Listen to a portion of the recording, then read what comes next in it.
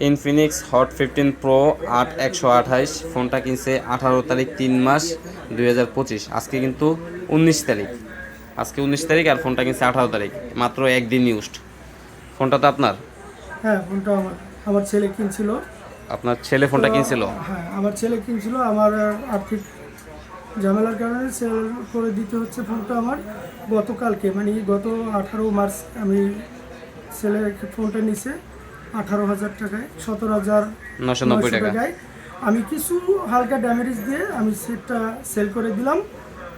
আমার কিছুটা হলো আর্থিক উপকার হলো এই। এটাতে তো সিম ঢুকানো হয় নাই এখন পর্যন্ত এটা সিম ঢুকানো হয় নাই, কারণ কালকে যখন সেলটা কিনছে তখনই আমি সেটটা আমার হাতে নিয়ে রাইখে দিছি, সিম বড় হয় নাই।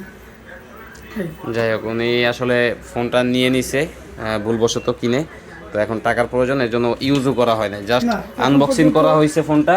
একদিন, মাত্র একদিন হয়েছে, কালকে এখন কিনছে, পর্যন্ত আজকে আমার কাছে বিক্রি করে গেল। সিম ভরাই হয় নাই, এখন সিম ভরা হয় নাই। সিমই ভরা হয় নাই। ঠিক আছে, ধন্যবাদ, সেটটা আটকে রাখা হয়েছে। সমস্যা নেই। এটা আসসালামু আলাইকুম। আমি সেল করে দিলাম। ঠিক আছে, হয়তো আমার ধন্যবাদ। 18,000 টাকা কিনে অল্প কিছু ড্যামারেজ দিয়ে আমি বাইক কাছে সেল করে দিলাম।